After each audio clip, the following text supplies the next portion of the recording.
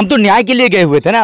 फिर हमारे ऊपर आप मुकदमा करते हैं, हमारे भाई रहमत अली पर मुकदमा करते हैं, बच्चे मुर्शिद जो है उनके चचा पे मुकदमा करते हैं, 150 अज्ञात लोगों का नाम केस में डालते हैं। ये कहाँ की परंपरा है? उसके पूरे मुआवजे का इंतजाम सरकार को करनी होगी।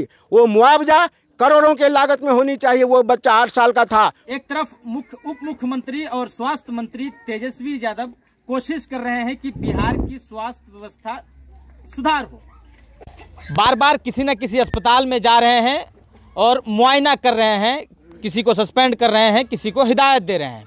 दूसरी तरफ पटना से लगभग 300 किलोमीटर दूर फॉरबिसगंज में एक घटना हो जाती है एक प्राइवेट अस्पताल के डॉक्टर के लापरवाही के कारण।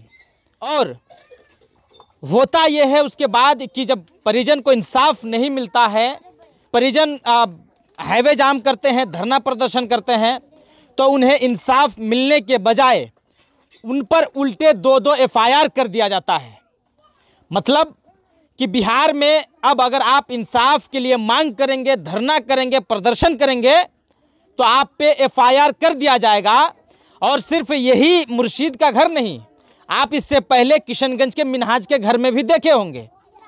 और यहाँ पे अब तक ना कोई विधायक, ना कोई सांसद, ना कोई जनप्रतिनिधि यहाँ पहुँचे हैं, ना ही पूर्व और जो लोग बड़े पार्टी के प्रत्याशी भी रहे हैं वो लोग भी नहीं पहुँचे हैं।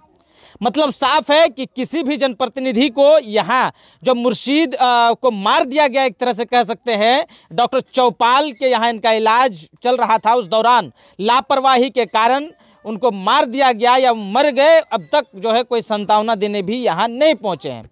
तो इसी बीच जो अपना किसान पार्टी है, उनके राष्ट्रीय अध्यक्ष जयलाल प्रसाद सिंह कुशवाहा जी परिजन से मिलने पहुँचे हैं। और साथ में आप देख सकते हैं सामाजिक कार्यकर्ता रहमत अली जी हैं, जिनके बदौलत ही आज जो है कई सारे अस्पतालों, इस तरह के अस्पतालों पर जो है ताला जड़ा जा रहा है। लेकिन अफसोस की बात यह है, एक तो डॉक्टर की लापरवाही है, अस्पताल की लापरवाही के कारण 8 साल का बच्चा मौत के घाट उतर जाता है। और जब ये लोग मांग करते हैं, इंसाफ की बात करते हैं, तो उल्टे इन पर जो है FIR कर दिया जाता है। देखिए, आपके चैनल के माध्यम से हम देश की जनता को बताना चाहेंगे कि बोलने और करने में नेताओं का लगातार चलते आ रहा है।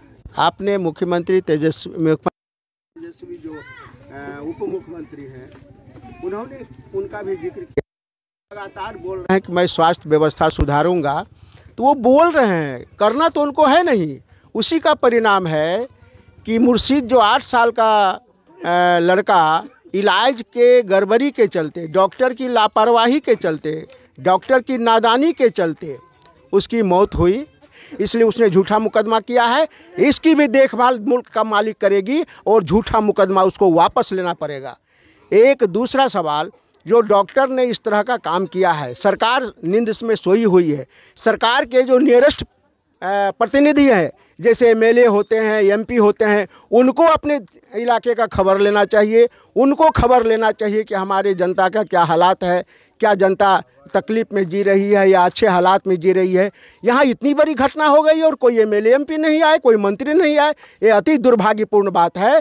अपना किसान पार्टी यह ऐलान करती है कि मुल्क की मालिक जनता होती है, कोई MLA MP और एक मंत्री नहीं हो सकता। इसलिए मुल्क का मालिक इसका एक एक बातों का फैसला करेगी और इसका न्याय दिलाने का काम करेगी। और आने वाले दिनों में 1 महीना, साथी बता रहे थे 1 महीना 3 दिन की ये घटना है, जबकि इस तरह की घटना में त्वरित कार्रवाई होनी चाहिए और 1 हफ्ते में सवाल खड़ा होना चाहिए, 1 हफ्ते में कोई निजात निकलना चाहिए। 1 महीना 3 दिन बीत गए, बीते जितना भी बीते 1 महीना 3 दिन, लेकिन आने वाले दिनों में 1 महीने के अंदर में यदि सरकार ने इस घटना पर त्वरित कार्रवाई करके न्याय दिलाने का काम नहीं किया और जो मुर्शीद की मौत हुई है उसके परिजन को, उसके गार्जियन को, उसके युवा जो उसके गार्जियन हैं, पिता हैं, उनका जो मानसिक स्थिति है वह देख करके हम लोगों को चिंता है कि एक अबोध लड़का और डॉक्टर की गलती से उसकी जान गई है।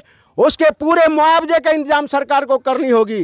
वो मुआवजा करोड़ों के लागत में होनी चाहिए। वो बच्चा 8 साल का था, वो पढ़ लिख करके जवान होता और उस गार्जियन का एक मजबूत सिपाही बनता, वो गार्जियन के बूढ़े अवस्था में उसकी सेवा करता।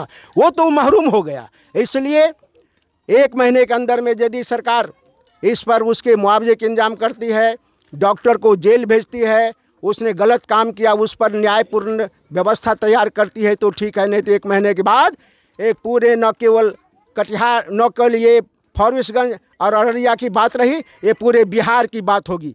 पूरे बिहार की जनता जागेगी और पूरे बिहार में इस बात के लिए हम लोग आंदोलन करने का काम करेंगे। ये आज हम अपना किसान पार्टी के राष्ट्रीय अध्यक्ष होने के नाते आप लोगों के समर्थन को देख करके, आप लोगों के क्या कहता है प्यार को देख करके, आप लोगों में जो बेचैनी है न्याय के प्रति जो नहीं मिल रहा है, मैं ऐलान करता हूँ कि साथियों ने यदि साथ दिया, ये मामला राज्य स्तरीय मामला होगा और इसके न्याय दिलाने का काम हम लोग शुरू करेंगे।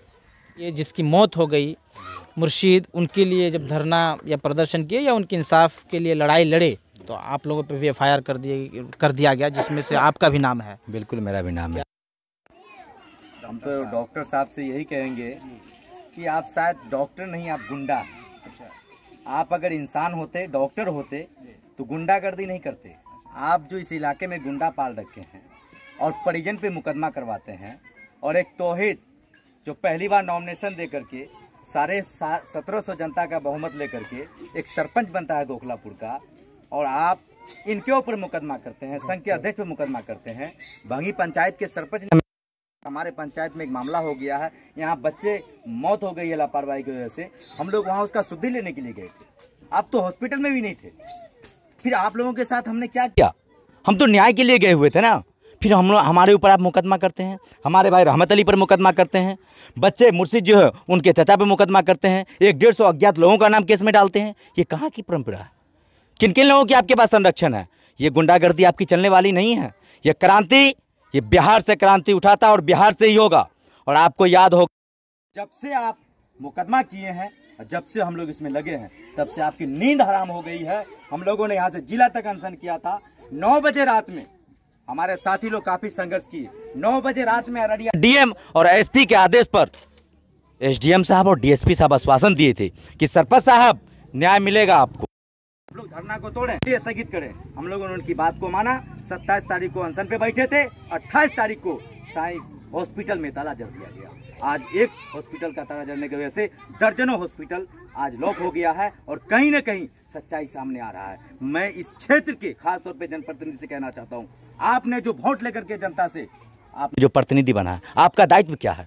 बस आवास का काम करवाना, 10,000 रुपया लेना, क्या है? सरपंच हैं आप?